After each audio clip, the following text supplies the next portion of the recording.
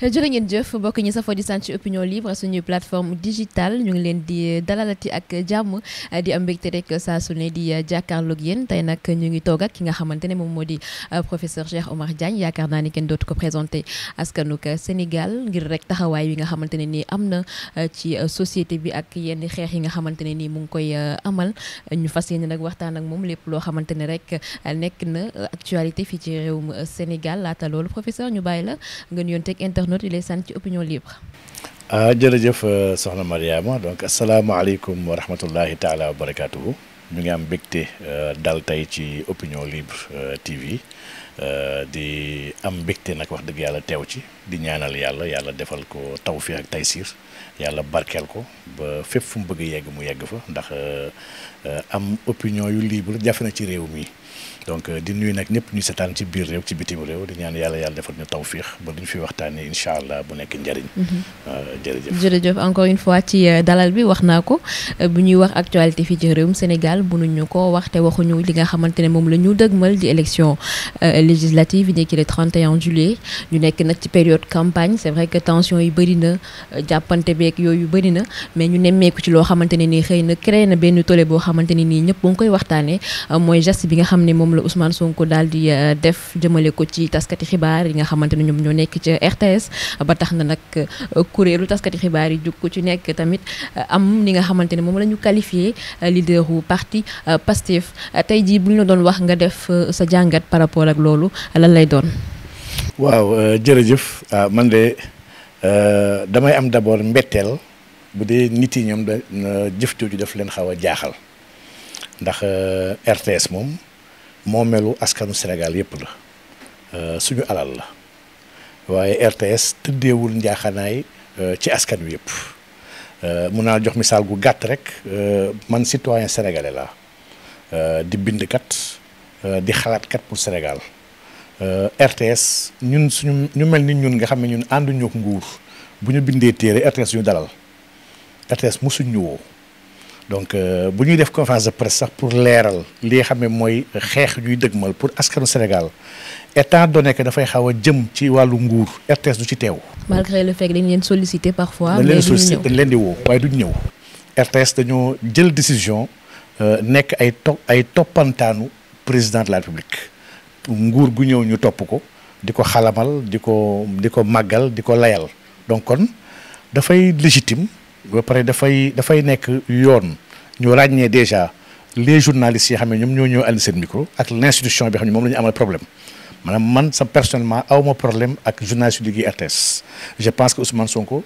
amul problème ak ñoom je pense que ñëpp ñuy sénégalais amuñu problème ak journalistes yi mais la ligne de RTS la démarche de RTS ak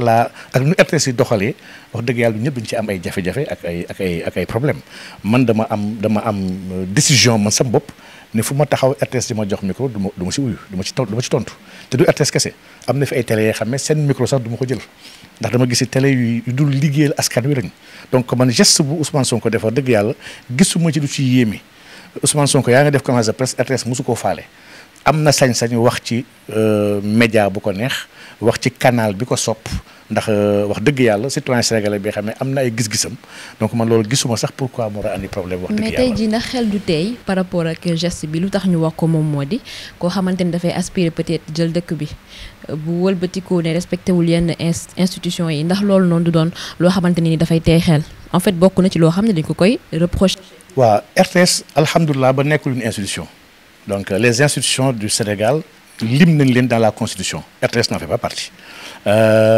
Pour man nag un homme politique ku mel ni Ousmane Sonko keneen j'attends ci homme politique yooyu de la cohérence de la constance j'attends su ñuy wax dara ñu koy jëfe maanaam di ñu wax li ñu gëm te di gëm li ñuy wax di am benn démarche bi nga xam ne du soppeeku dans le temps et dans l'espace donc man wax dëgg yàlla awma benn problème ci geste bi Ousmane Sonko def te jàpp naa ne sénégalais yu sérieux yëpp amuñu problème ci geste boobu waaye am nañ problème ci geste bi nga xam ne moo andi geste boobu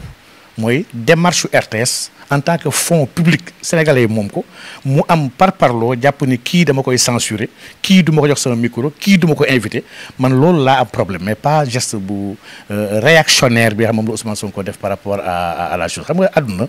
dafa baax ñuy ràññee les causes des conséquences donc les effets ak les causes du ñu benn li Ousmane Sonko def effet kese la bu ñu ko bëggee analyser foog ñu dellu ci cause bi la cause mooy la démarche politicienne bi nga xam ne les DG de la RTS dañ ko yàgg taxawee ndax c'est des politiciens yoo xam ne ñu fi toogal président République bokk ak parti président République di militer pour président République jël un outil public bu ñëpp bokk ñu jël ko di ko utiliser pour un appareil politique wala pour un gouvernement li nag wax dëgg yàlla lu ñuy ñaawlu la lu ñu yàgg condamné la lu ñuy sax di condamné la incha allah man de personnellement tant que RTS changé wul démarche am man personnellement laa wax de suñ ma dékkee micro du ma ko jël c'est des invitations du mu ci uyu ndax RTS soppeekugul ba léegi te RTS ñoo ko moom si lu ma yaakaar. su weesoo RTS ñu gis ni bëri na ci suñu moroom taskati xibaar yoo xam ne génn nañ di ñaawlu affaire bi taxawaayu taskati xibaar yi jamono ji tey par rapport ak situation bi noo ko jàngatee aussi donte sax ci lañ bokk waaye day dem rek ci wàllu leeral ak laaj. waaw man jàppoon naan taskati xibaar yooyu bu ñu sérieux woon ñoom war nañ njëkk a teg baaraam. RTS démarche mu am par rapport au peuple sénégalais sincèrement war na métti ñëpp parce que RTS nag quoi qu'on puisse dire RTS c'est une télé de l'État du Sénégal à ma connaissance l'État du Sénégal n'est pas Macky Sall dans d'autres pays il y a des chaînes publiques France bi am na chaîne publique mais des opposants ñu fay dem suñuy wane information dañuy joxe toute l'information quelqu'un buy sànni xeer sax kenn la xatal di la tëjal seen ay bunt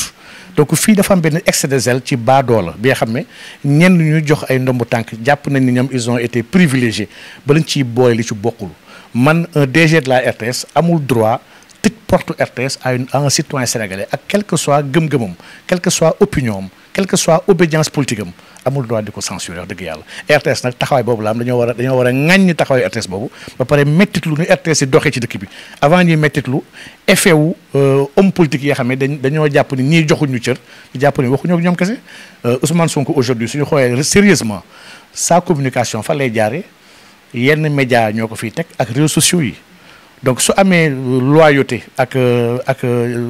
taxaw bi mu war a ñu mu war a gën a jox cër mais ñi ko musul censure la war a jox cër ñi nga xam ne musuñu koo tàllal micro mën nañ continuer ñu def parce que terew ko mu ngi wax te ñu ngi koy dégg donc man dama je trouve sa démarche logique et cohérente wax dëgg yàlla taskat xibaar yooyu laa jàpp ni benn yoon dañuy àtte dëgg dañu tàmbali waaye ba ne RTS bàyyi li ngay def balaa ñuy ŋàññi benn homme politique bi nga xam ne il a le choix de parler dans le micro qui lui plaît wax dëgg yàlla d'autant plus sax wax na ko nee na li nga caméra wala micro boo xam ne du génnee li may wax donc jarul ñu ko ci boole ba tey ci wàllug législative yi ñu gis ne ñu ngi ci campagne déjà am na ay accrochage yoo xamante ne noté nañ ko à Thiès loo xamante ne peut-être nekk na loo xam ne dañ koy ñaawlu ndax violence la quand même ci boor boo xamante ne xëy na lu ñuy bokk di xeex peut-être ñoom ñoo ko bokk wala boog ñoom ñoo bokk parti bi nga xamante ne moom moo nekk je veux nommer bien sûr ki nga xamante ne moom moo docteur Babacar Diop aliko dal foofu ci Thiès yow déjà par rapport ak violence bi ñu noté ndax du temps ñu xoolaat naka la ñuy sécuriser peut-être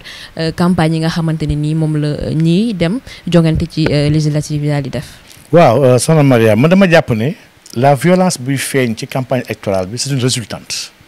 maanaam c'est une résultante d'une violence qui est présente à tous les niveaux du Sénégal maanaam kuy xool Sénégal dina gis dans la rue il y a de la violence dans les réseaux sociaux il y a de la violence dans les bureaux dans les familles maanaam il y a une violence de plus en plus bu yokk ci askanu Sénégal bi xam ne ñu ngi koy seetlu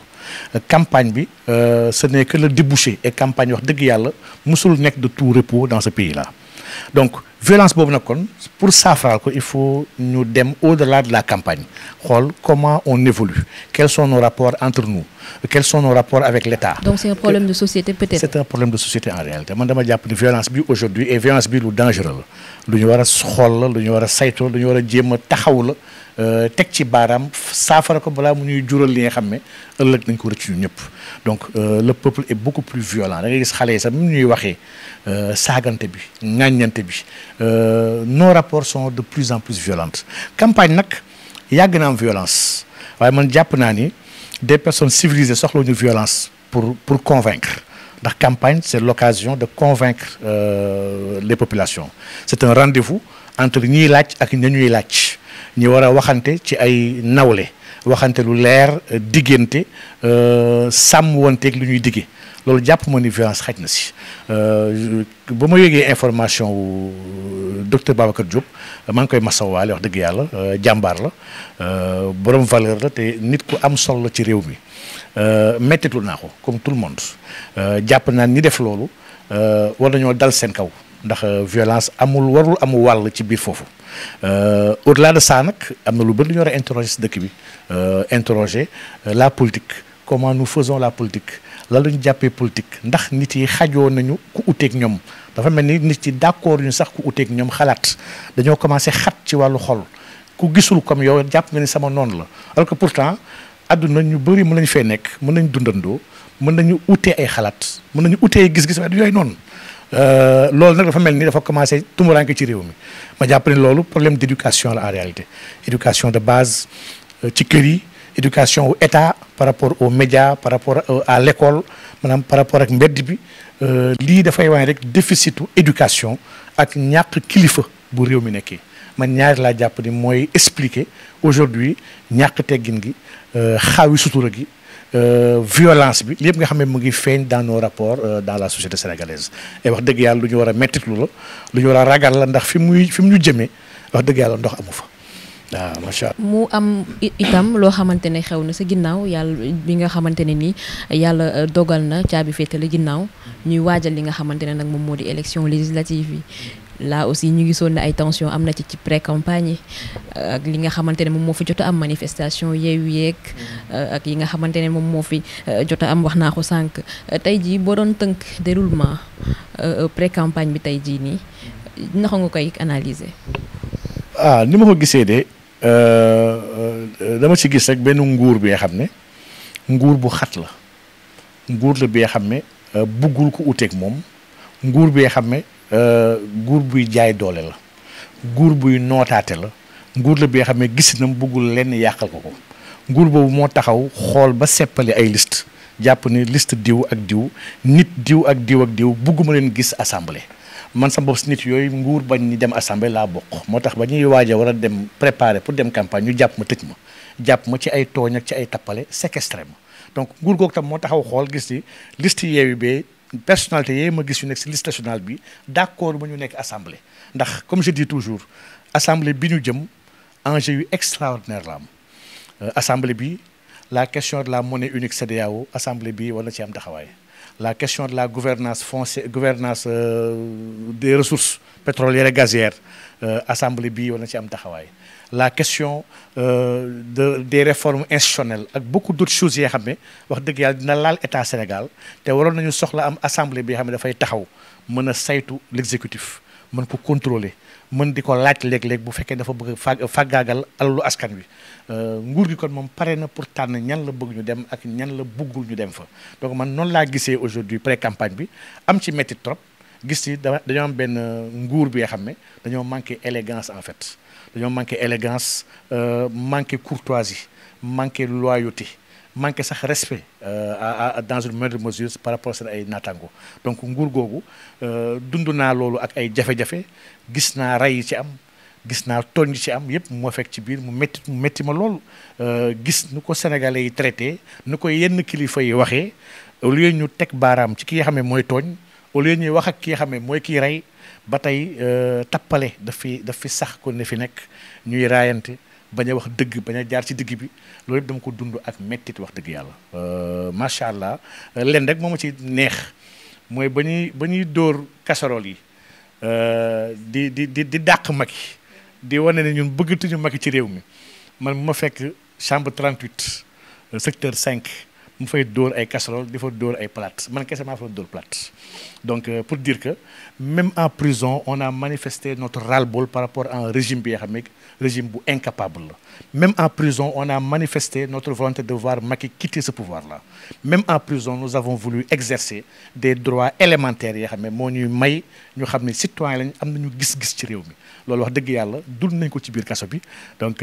macha allah waaye am nañ métti trop ci Sénégal fi ko Macky Sall yóbbu ci at yi ñu toll ndax Sénégal man dama gëm ni dafa dellu ginnaaw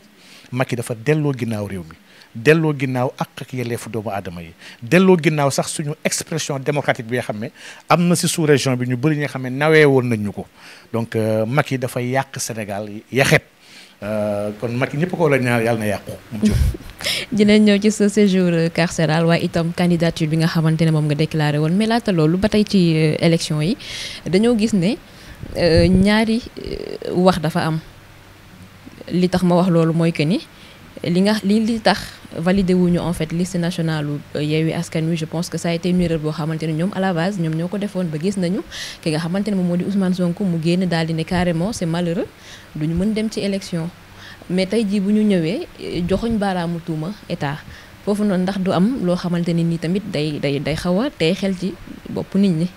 waaw man loolu gisuma si du ci tey xel man dama jàpp ne lii yi fi tappale dëgg moo am ci réew mi ndax lii wax dëgg yàlla man ba mu koy dégg ñu koy ruuma naat di ko wax sax man ba tey je prenais pas au sérieux wax ji pourtant am na benn docteur en droit bu am solo une dame bu nekk université retraité na sax léegi elle a fait un article très brillant di expliquer en vertu du code en vertu de la jurisprudence ndax liste mën na dem ñu dindi ay titulaire bàyyi suppléant wala dindi ay suppléant bàyyi titulaire donc dafa am ay erreurs yoo xam ne erreurs yi am na c'est un fait waaye erreurs yi du Yewwi kese ko def du Benno Bokk Yaakaar kese ko def mais erreurs yooyu dafa minime par rapport à l'esprit de la loi encore une fois la loi du pour ay dof dañ ko def kese pour garantir yenn minima yi mais dafa am li nga xam ne mooy esprit loi bi ñëpp bokk mooy principe bi le principe mooy ku bëgg a bokk mën a ñëw bokk léegi nag principe boobu dañ ciy déroger wala dañ ciy am ay segg yu ñu ciy teg par rapport ak yenn yi xam ne dafa ëpp waaye juum intervertir benn nit ñaar nit wala question parité man parité boobu si ñoom la remettre en question c'est vrai que aujourd'hui les organisations féministes sont assez puissantes ba kenn ñemewul teg baaraam parité mais parité bi elle est idiote ñu koy defee au Sénégal et elle est nulle maanaam góor ak jigéen nga war a teglante sans compétence sans xam-xam léegi benn kuréel bu amoon yéenewu dem bu amul ay jigéen yu mu bokkal pas-pas ci loolu muy def kon kuréel boobu mënu mën a bokk donc dafa am li nga xam ne c'est des entraves même à la liberté de participer à des joutes électoralistes gëm nañ ni dëkk àdduna bi yëpp dañoo am parité dañ koy respecter mais pas de manière mécanique et de manière débile comme ni ko Sénégal bëgg defee donc nit ki mën la teg ay daan ba respecté woo une liste paritaire mën nañu am ay minima ne kat jigéen kat c'est pour ne pas exclure les femmes encore que une femme elle n'est pas obligée d'avoir benn volonté de vouloir aller exercer benn droit ak nangam pour man lii question humaine la nit bu bëgg dem bu dee jigéen sax mbootaay jigéen bu ngeen dem élection elles doivent pas être obligées dem uti ay góor pour étoffer seen liste wala ñu mën a defar seen liste yóbbu ko c'est que Sénégal lépp lu ñuy def dañ koy def ak zèle dañ koy def ak vraiment ni ñu koy defee yow sax da ngay yéemu donc li am ci liste Yewwi mais lii c'est pas extraordinaire ce n'était pas une raison pour ne dañuy annuler mbooleemi liste nationale am c'est comme Sénégal war a dem coupe du monde rek ñu ne 22 jours dañu war a yóbbu ñëpp dañu war a yóbbu 22 jours ay 11 ak remplaçant Sénégal dañu yóbbu remplaçant 11 la ñu yóbbu mais lii dafa yenul maanaa sax wax dëgg yàlla bu ko gisee mu jàll j'étais choqué mais comme que nous sommes au Sénégal dirigé par Macky Sall lépp lu fi am wax dëgg yàlla ay cas d'école la xam naa ne ay génération ñu toog war ko waxtaanee di ko analyser di xool dof li gi fi nekkoon jamono bi fi Macky nekkee loo xam naa dina am ji ay jamono waaye sincèrement dama gis ni dañ ci ëppal ba pare dañ ci bëggoon def boole nag lu ci bokkul woon Macky bëggul woon gars yi bokk bëggul woon ay ñoom Sonko vraiment waaw parce que wax dëgg yàlla Sonko déjà ba mu jàllee rek si législative yi passé moom kese moo jàll pour listam il a posé beaucoup de problèmes à ce régime là saaga nañ ko daal nañ fay sax ñi nga xam ne ko yuuxoo xeex na fa donc y a beaucoup de choses yoo xam ne un Sonko kese mu ñu doon déranger liste bii Yewwi préparé liste bii ay junni Sonko ci nekk donc ñooñu ñëpp war a ñëw jàkkaarloog tàccukat yi ak nelawkat yi nga xam ne ñoom la ñu am en face mi waa Benno Bokk Yaakaar je comprends pourquoi Macky sonn yëngal asamaan ak suuf corrompre ñëpp ñu mu mën waxloo ñëpp ñu mu mën pour bañ leen ci boole ñu for itam ci say kàddu nga ne woon déclaré nga woon sa candidature pour dem fi nga xamante ne moom moo di Assemblée nationale et que xëy na nguur gi ragal gi mu am ci yow par rapport ak peut-être say idée wala boog sa taxawaay boobu moo tax ñu bloqué ko déjà da nga naroon defar sa liste pour dem. oui effectivement xam nga ñun dañoo ànd ak ñenn ñi nga xam ne man waxuma Macky sax waaye kii papa yu Macky kooku moo ragal li ñuy def ñun maanaam Macron nga xam ne mooy kilifa wu Sénégal en France ils ont un problème avec l'islam mais pas l'islam en tant que religion ils ont un problème avec l'islam politique adduna bi yëpp aujourd'hui ñëpp ñi nga xam ne ñoo les acteurs du nouvel ordre mondial bugguñu islam ñëw jiite adduna bi bugguñu ko ndax islam bu jiitee l'entreprise autour du libéralisme bi nga xam ne c'est une entreprise la du sexe du jeu du riba entreprise bi dafay yàqu ñun nag nous avions une idée islamiste maanaam ñun nous avons une vision islamiste ñun nous sommes kuréel bi nga xam ne ñoo gëm islam ànd ak ay sëñ daara ay kilifa ay imam ay association yu bëri yoo xam ne waxtaan nañu ba tënk ba bëggoon defar suñu liste bopp bëgg ñoon ànd ak kenn ndax suñu vision xaw na fiir ndax ñun bokk nañ ci suñu lu ñuy bëgg a xeex bëggoon nañ su demee assemblée régler une bonne fois pour toute question góor jigéen bi bëggoon nañ dem assemblée régler question peine de mort dañoo gëm peine de mort dañoo gëm ni yàlla an nafs bi nafs la ñu jàng ci alxuraan ñu dafa am lu bëri li xam ne ñu ko gëm suñu diine moo ñu ko jàngal ñu jàpp ni foog ñu dem fu ñu war a nasee pour dem yóbbu ko fa sujet yooyu ñu porté l'État est très bien renseigné les renseignements généraux ont bien travaillé xamaloon nañ président fi ñun fi ñu bëgg dem lii moo tax président def tout pour sacrifier liste bu mu bañ a dem c'est vrai que rek mën nañu forcer pour dem waaye ñi ñu àndaloon ñenn ñu si gën a bëri ñoo jàpp ni kon que nguur jaral na ko fii déjà di jàpp ay nit di leen tuumaal di leen séquestrer bu ñu continuer dañuy jéem a faggaagal ba ñu jeex te su boobaa du ko jar ndax mun na am sax sénégalais yi nga xam ne ñoo tax ñuy xeex duñ ñu comprendre ñoom ndax nguur yàgg na diaboliser kuréel yàgg na diaboliser nit ba ñi nga xam ne ñoom ngay xeexal sax ñoom ñu mujjee di la xeex donc ñu mujjee décider ni kon dañuy bàyyi suñu candidature de manière seule ndax mun ñu woon dem ba am majorité mun ñu woon dem sax ba am lépp 10 députés ñun suñu xayma suñu doole jàpp nañu war ñu am 2 ba 3 députés te loolu tamit au fond ndax dina mën a peser ci changer les choses au niveau de l'Assemblée ñu décidé na ne kon nañ dem rejoindre yenn coalition yi pour mën a affaiblir Macky Sall. yan notamment Yewwi Askan Wi. Yewwi Askan Wi lañ ñu bëri ñoom jàpp ne on les a pas obligés mais yenn ci kuréel yu bëri ñoom neen dañuy dem rejoindre Yewwi Askan Wi man personnellement groupe bi ma jiite membre la biir Yewwi Askan Wi donc kon lii moo waral ñu mujjee bàyyi suñu candidature dem pour jéem a dooleel Yewwi Askan Wi même bu dee d'accord ñoo ak Yewwi Askan Wi ci ay idéologie yu bëri investiture ñu demee Yewwi Askan Wi d'accord ñu si lu ñaaw la lu ñaaw lañ def am na lu bëri yoo xam ne ay manquement la am na fa nit yu bëri yu fa nekk yoo xam ne ñun bu doon ñooñoo ak ñun kese duñu mës a ànd ci benn coalition ndax ñun ñu yàgg xeex la ñoom ñooy le mal de ce pays ñu yàgg ànd ak nguur yu fi weesu woon di foowee sénégalais yi waaye am na fenn fu ñu toll fi am il faut ñu mën a dépasser suñu jëmm yi il faut ñu dépasser yenn considération yi jéem a def bloc autour de l'essentiel man jàpp naa ne même suñu ay tour ñun bu ñu nekkul si liste yooyu suñu ay xalaat na dugg ji incha allah ci biir liste yooyu te bu ñu liggéeyee ba yeewee am dëgg li mu war a am assemblée suñu ay xalaat na mën a dugg assemblée ñu mën ñu voter yenn loi yi xam ne loolu bu amoon rek suñu xel na dal incha allah nañu am ndam donc suñu ndam mooy na yenn yi am ci Sénégal kon nag ñun dañoo prévoir à terme bëgg egg ci charia Sénégal te waa Sénégal pareeguñ ñoom pour dégg moo charia ñu bëgg nañu petit à petit ñuy xool lépp li nga xam moom la diine bëgg si ñun ñu xool ñu koy jéem a doxalee Sénégal incha allah ba ñuy egg si cappaandoolu dëkk bu mûr bu pare xam ni diine mooy solution mën a régler askan wi ba ñëpp nekk si jàmm ñi mën fa yegg incha allah rabbi. par rapport ak assemblée ñu gis ne 13e législature bi ñëpp jàpp nañ ne yàlla xam doy na buñ la déggee ngay wax est-ce que da nga jàpp ne 14e législature bi peut-être moom mooy doon ab assemblée de rupture. boo xamante ne nii dinañ fa mën a defaraat xar kanamu Sénégal ak yenn ci ay lois yi c'est bien ça. waaw man jàpp ma ne assemblée mën na defar xar kanamu Sénégal wax dëgg yàlla gëwuma ko pour l'instant à l'état actuel des choses ndaxte dañoo nekk dans un système politique bi nga xam ne dafa am kenn koo xam ne moo yor mbooleemi jumtukaay yi moo yor kattan gi moo yor doole ñu bëri ñuy wax naan régime présidentiel ak régime parlementaire. dafa benn kilifa gu mag gu xam constitution dafa ne ñun régime présidentialiste la ñu nekk bi nga xam ne le président est l'alpha et l'oméga de la vie politique de ce pays là moom mooy animateur suprême mu dëkk bi yëpp donc man tant que mu ngi am président bi nga xam ne mooy buum di buumi mooy nommé ñëpp mooy chefu armée mooy chefu police mooy promouvoir saay-saay yu ko neex pour ñu koy defal des sales boulots mooy corrompre ay magistrats yu gën a mag pour ñu koy condamner ku ko neex mooy sax jël ay député leen wax ne tàccu leen ma diw wala saagal leen ma diw législature bi passé sur 5 ans benn loi mooy proposition de loi bu ñu voté lépp lu ñu voté comme loi ce sont des projets de loi yoo xam ne si président de la République la jóge ci bureau président la jóge mu yónnee ko woon leen votel li ma nangam gars yi votel ko donc kon dafa mel ni assemblée ay bouton président ñoo fa nekk aucune commission d'enquête scandale yi am Sénégal yëpp scandale passeport scandalu Petro-Tim scandalu y a trop de scandales dans ce pays Macky régime am lépp ay scandale la il y a aucune commission d'enquête parlementaire bi am parce que Macky tient en otage l'Assemblée nationale il tient en otage l'appareil judiciaire il tient en otage notre armée et notre police aujourd'hui tant que ce tyran est à la tête de ce pays gëwma ni les changements idoines ñu yaakaar ci dëkk bi war na mën a am. même si opposition gagne majorité Assemblée nationale. su gagné majorité Assemblée nationale ba tey opposition mënul régler tous les problèmes de ce pays à l'Assemblée ndax opposition bi aujourd'hui elle est fractionnée on a des oppositions dans ce pays nañ ñaan nag qu'il y ait les ponts nécessaires yu war a construire entre ces oppositions là pour l'essentiel ñu mën ko def ba pare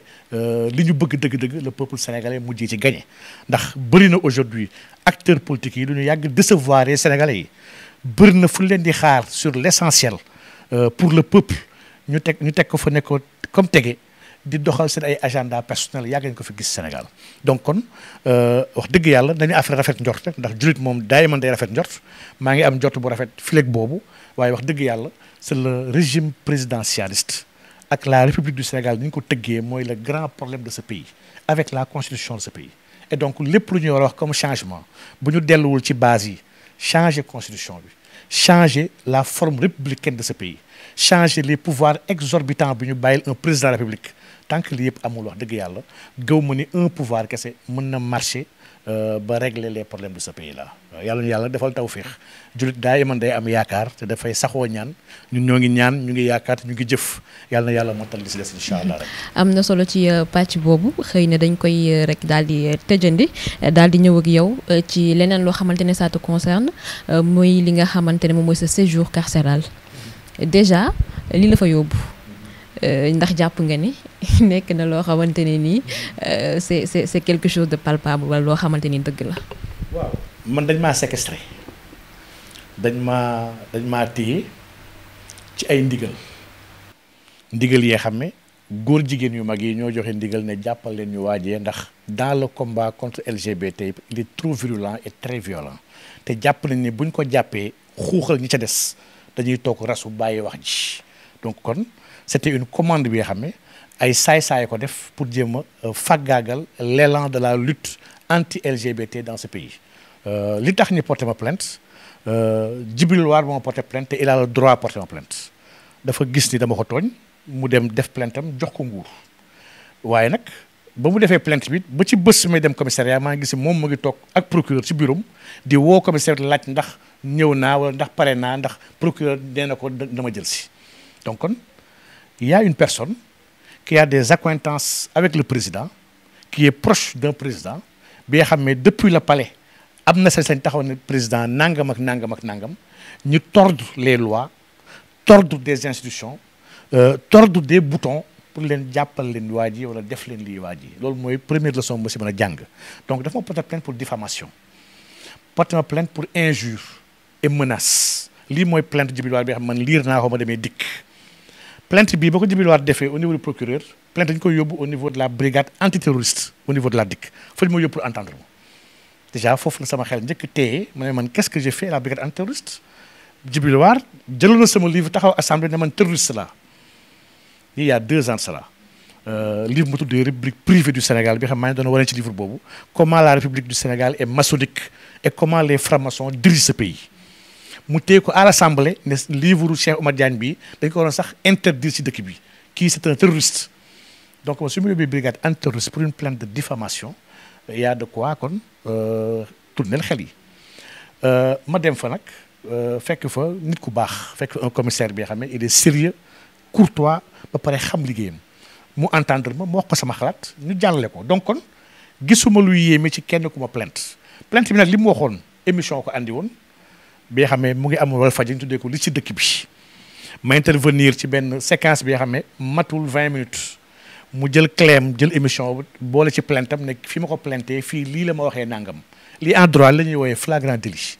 lii dañ ma waroon woo si saa si procureur entendre ma ne ma yow li nga diffamé Djibril War lu tax nga wax loolu Djibril War qu'est-ce que j'ai dit à Djibril War dama ne Djibril War laajal leen ma ko ndax membre PGA la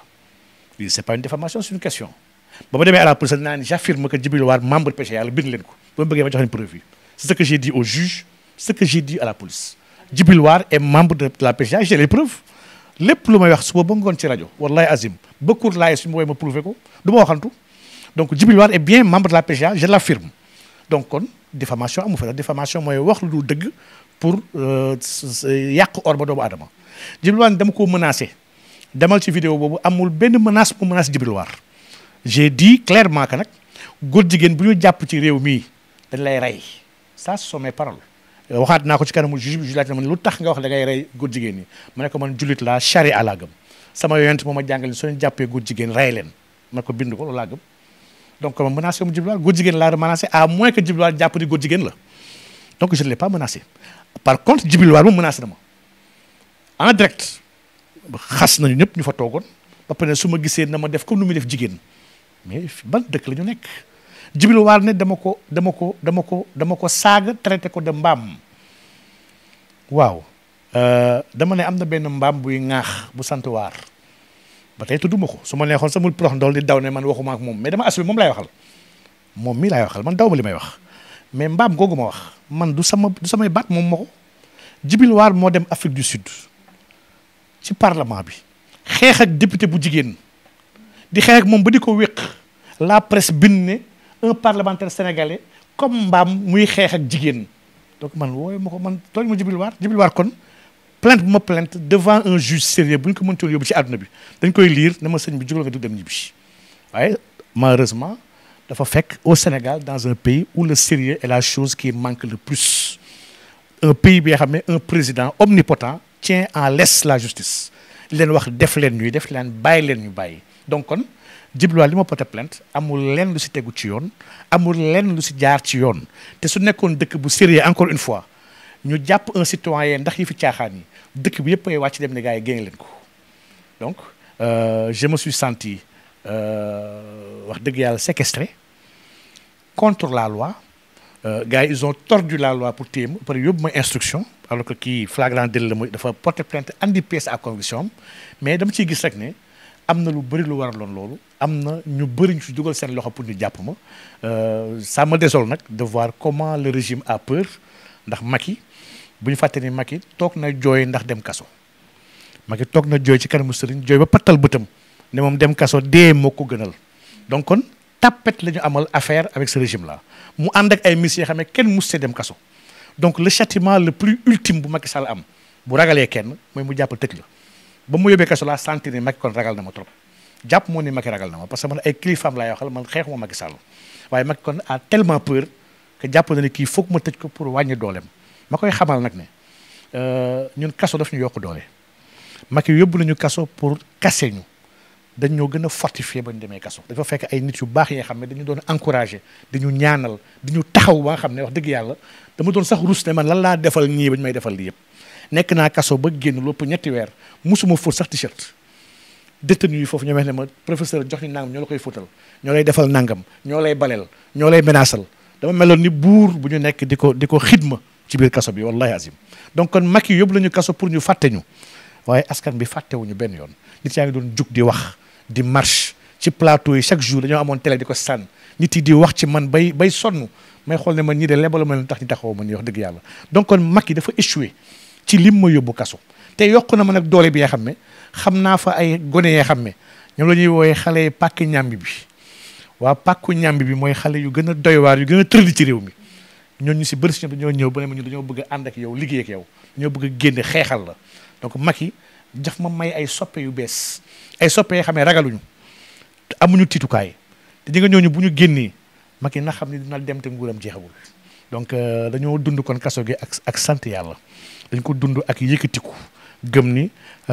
foofu bërëbu noppal la woon bërëbu jaamukaay yàlla la woon jëmalul dem tamit jàngi jëla woon ak jéem a xam yeneen jafe-jafe yooyu yeneen Sénégalais dund te yàlla alhamdulilah jël nañ fa xam-xam macha allah. justement si jafe-jafe yooyu noonu dañuy dégg ne situation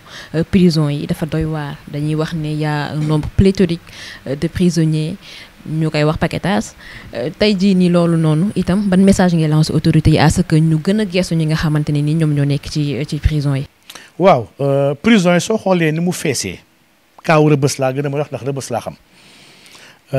dafay wane déjà une police ak une gendarmerie bi nga xam ne liggéeyuñu ils ont échoué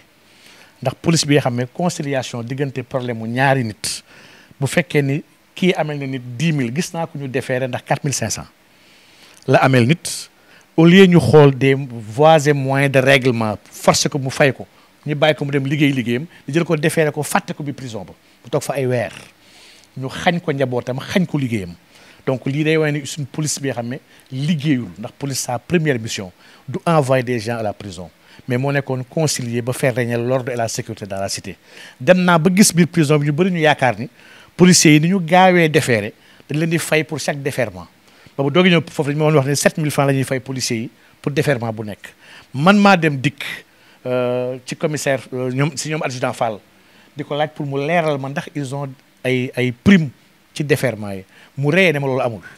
y a aucune prime bu ñuy fay policiers yi et loolu en milieu carcéral tous les jeunes dañ ko gëm donc pour dire que rek kon nu ñuy déféré gaaw na trop et c'est pas sérieux di wane tamit nu juge yi ñàkkee liggéeyee da gis juge bi nga xam ne dossier yu bëri lay jël téye ko fàttaleen fa di nga juge yooyu bu leen yóbboon stage ci biir prison yi ñu toog fa weer balaa ñuy commencé liggéey di àtte nañoo wàññi seen mandat de dépôt yi ndax lu ñuy def teguñu ko fenn teguñu ko ci dëgg teguñu ko ci jub maanaam jàpp as gor ci dossier bi nga xam ne soo toogoon am la peine lire ko sax war nga xam ne c'est pas sérieux nga jàpp ko def ko mandat de dépôt fàtte ko ci kaso bi li day wane juge tamit liggéeyuñu waaye nag may wax président Macky Sall ne ko mu ngi foowee lu dangereux ndax gis nga soo amee ay ndaw soo amee une population bi nga xam ne lu ëpp 70% yi amuñu 30 ans maanaam une population éminemment jeune xale yaa ëpp Sénégal jeunes yooyu nga ñemeloo leen police 1 2 3 nga génnee police pour xuuxal leen nga ñemeloo leen kaso ba xale yi jàpp kaso seen kër dañuy dugg di génn comme mu leen neexee gis ay xale yoo xam ne dañuy bàkku sax di wax ne man am naa nangami MD am naa 15 MD am naa 16 MD mooy mandat de dépôt yi. nga xam ni jàppal ma place maa ngi ñëwaat. kii day génn sax bàyyi fa njëgënaay téel ma sama njëgënaay parce que dinaa ñëwaat xale yu dem ba ñemee kaso xale yu ñeme dee dem ba dugg gaal dee ak dund la ñu yemale boo amee jeunesse bi nga xam ne ñett yi ñeme nañ ko tu es en grand danger yaa ko yëgagul kese Macky dafa nekk en danger te xamu ko di nga nag milieu carcéral bii wala ñu ko assainir nu mu gën a gaawee man jàpp naa ni aujourd'hui ce sont des réformes yoo xam ne yu gaaw yu ñu war a def pour jéem a xool nu ñu mën a soulager nit yi ndax nit dafa am dignité nit yàlla dafa ko ormal alxuraan dafa ne wala xat karam naa bani aadama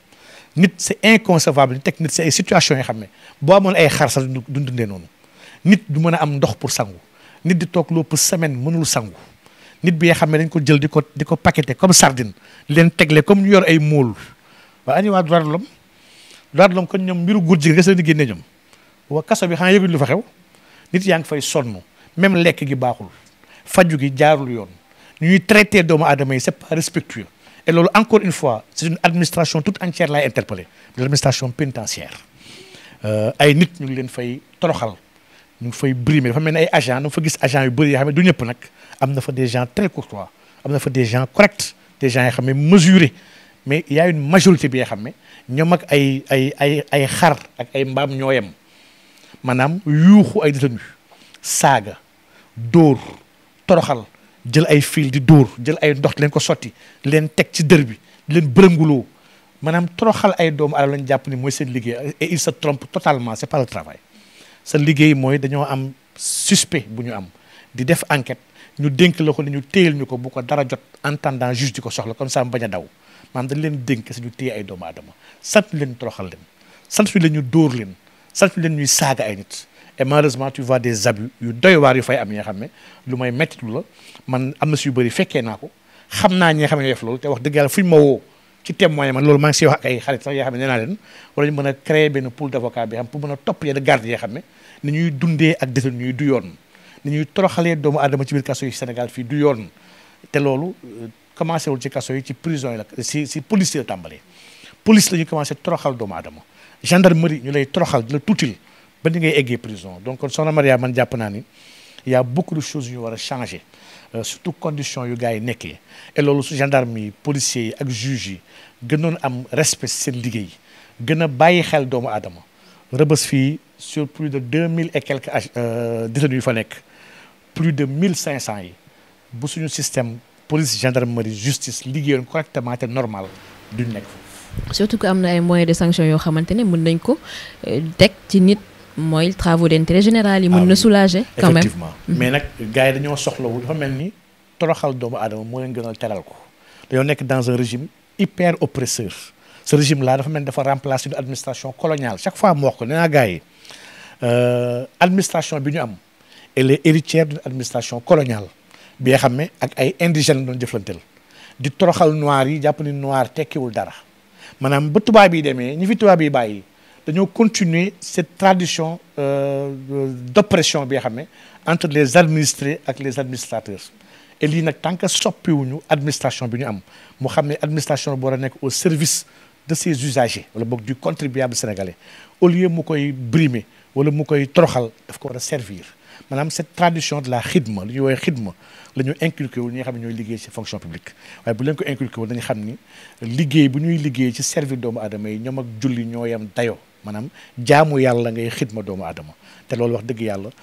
servir Dieu à travers les hommes lii ku dul noble doo ko mën def waaw noblesse boobu nag dañ ko war a boole ci formation bi di ko tàggatee doomu aadama yi macha allah.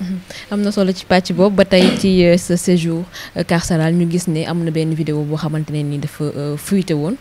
noonu laa ko mën a waxee mu am kàddu yoo xamante ne nii xëy na jot nga ko cee wax. par rapport ak ki nga xamante ne moom moo filmé vidéo bi. loolu lan la problème bi lan la en fait. waaw ce n'était pas un problème man dama jàpp ni xéewal la sax. comme ni ma ko waxee rek ki filmé vidéo boobu man jàpp ma ni nit gën na ko nit ku baax la nit ku am yitte la nee naa nit la bi nga xam ne salaire am lay jël di ko dimbali di yi leen jëndal ay xasida di jëndal ay parfum pour ñuy xeeñu suñu toog di zikkar di sonn pour nit yi jaamu yàlla ci biir kaso et man dama yaakaar ni le droit liberté de culte suñu constitution daf ko consacré administration si moo ko doon yombalal détenu yi kaso rek ngay gis détenu bi nga xam dafa bëgg dem julli juma imagine-toi juma ak ni mu toll nga bind ne damaa bëgg julli juma benn saay-saay taxaw baar la doo dem julli juma ñuy baare di sélectionné kuy dem ak ku dul dem juma bi nga xam ne génnoo kaso bi ci kuuru terrain kaso bi kese la nga xam ne ñii kon respect culte doomu aadama sax ak liberté de culte am respecté wuñu ko kanute boobu nag filmé moom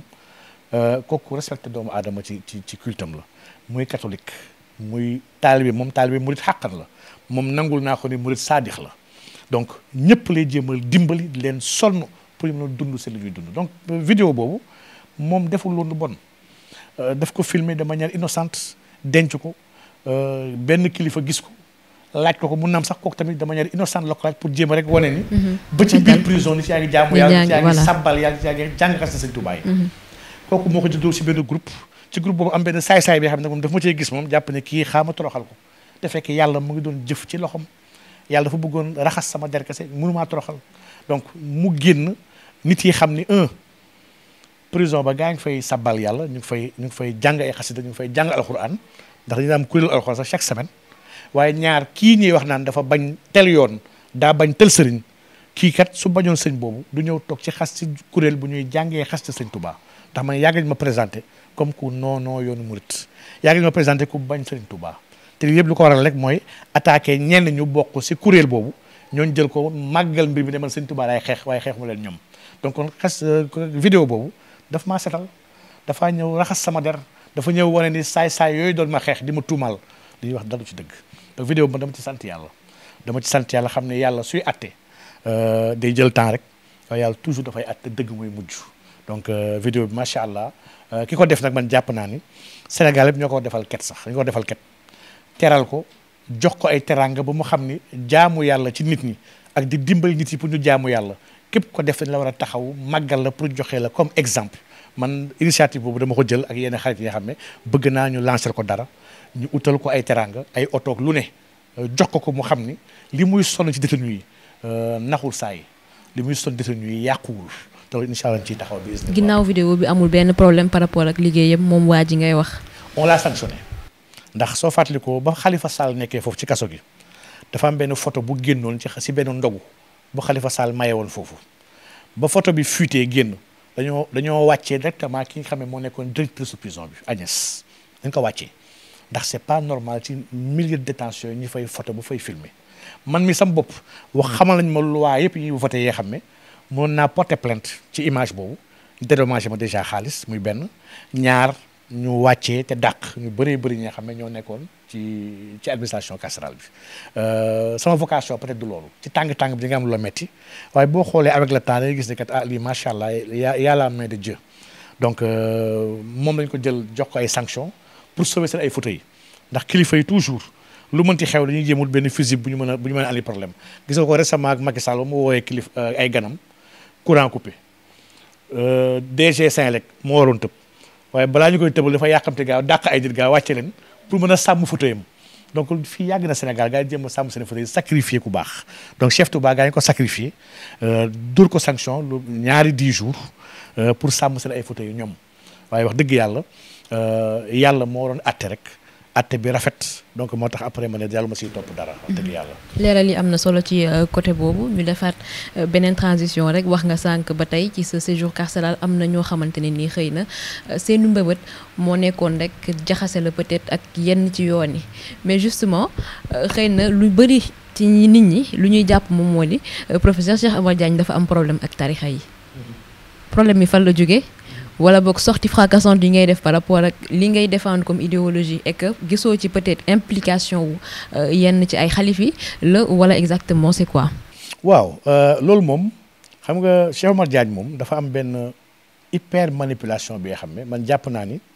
je suis l'homme le plus calomnié de ce pays man gars yi dañuy toujours di chercher ñu ma mën a mettre en mal ak ñu bëree bëri parce que en réalité. ñooñu def loolu dañoo ragal ñu déglu ma ils ont peur de mes propos ils ont peur de mes révélations ils ont peur de fi may teg sama loxo dans mes analyses man mënuma am problème ak ay tarixa pour la simple et bonne raison que man damaa bokk si tarixa man je suis membre de la tarixa bi ñuy wax ak Tijaniya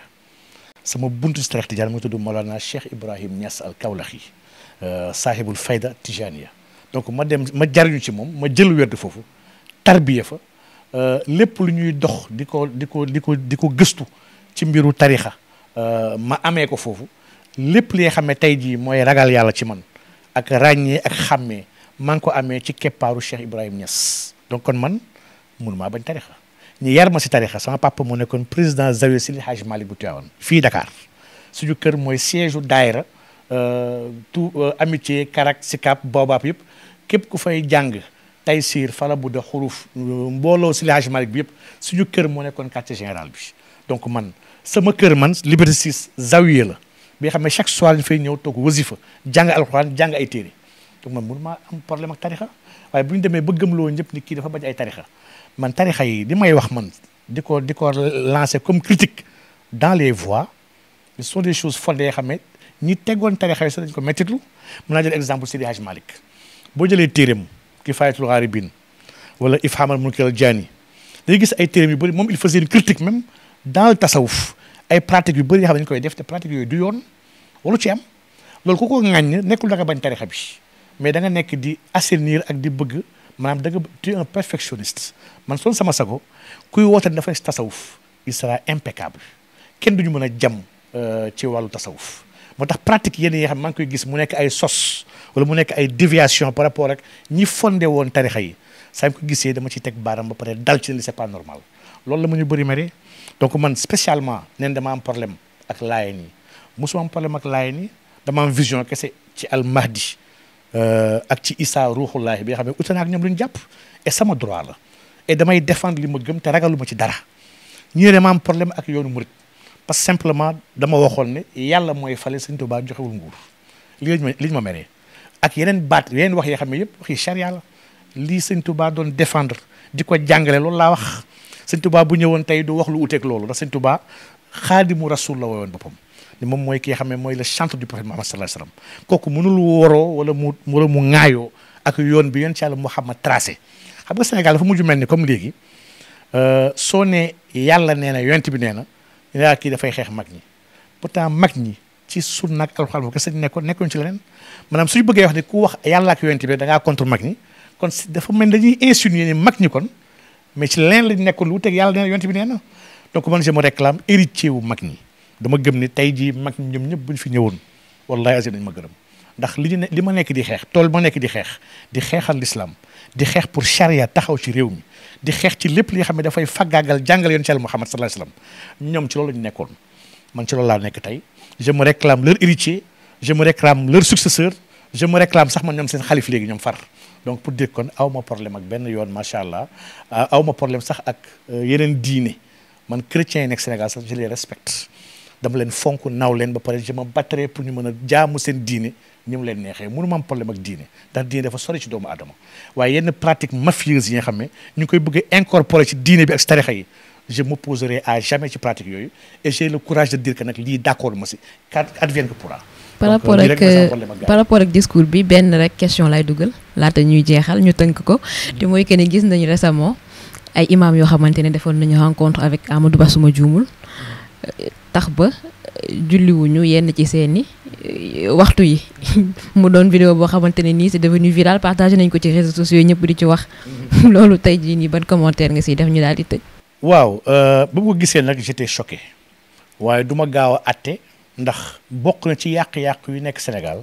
gis 1 minute wala 30 secondes ba pare bëgg ci prononcé wu xaw ma ndax imaam yi toog nañ julliwuñu waxtu yëpp de. dégg naa nag benn waa jee xam ne dóorkat la rek bi xam ne mu ngi doon dóoral Amadou Ba di ko wax ne ko imaam yëpp yow lañu fi nekkal imaam bu ñu toogee tisbaar tàkkusaan timis julliwuñu ko mu nekk lu wér li nga xam ne ngir bégee Amadou Ba moo tax ñu def ko jàpp naa ne jumaa yi leen fa woon imaam wala leen fa wàccee ndax julli dafa sérieux trop ay caaxaan loolu tax di tegg ko Sénégal nag baaxoon nañu dagg yu ndaw di wax leneen ak leneen moo tax bëgguma ci du ma sori ci li nga xam ne fekkeewu ma ko alxuraan daf ñu sant nañu wala taqfu maa laysa laka bihi ilm bul topp li nga xam ne amoo ci xam-xam donc waaye nag julli moom ci l'islam im sa sam yàlla fi ñu jàng la ñu inna salaat kaanat alal mu'minina kitaaban mawquuta julli dañ ko tegal ay heures yu leer yoo xam ne ni sañu koo jalgati ndegam yonent bi sallallahu alayhi wasallam mënul woon jalgati waxtu yi kon imam mënul weesu yonent bi sallallahu alayhi wasallam si waxtu yi donc loolu bu dee noonu la demee lu may mettit la lu may condamné la lu may ñaawlu la macha allah waaye nag xam nga imam moom baat bi rek dafa rëy ni imam mooy personnalité bu ëpp solo ci islam man du ma gaaw a dal ci kaw imam ndax imam personnalité bu réel bi xam su bëggee fragiliser islam dañuy jéem a doyadil imam yi pour julti bañ ci fonk ci ay kilifa jeu boobu tamit ñu julti waruñu see dugg waruñu nangu di fragiliser nos autorités waruñu nangu di ko leen fragiliser su du dëgg donc moo tax il nous faut ñuy tey ci yenn information yi macha allah. Professeur, ce fut un plaisir ñu dalal la ci opinion libre. Plaisir partagé ñu bàyyi la rek nga joxe sa kàddu yu mujj. waaw mbégte rek la wax dëgg yàlla j'étais vraiment très content comme ni ma waxee sànq au début rek opinion libre moom yàlla na ko yàlla màggal yàlla def ko mu gën a kawe ndax soxal nañu ay chaînes yoo xam ne yu libre déjà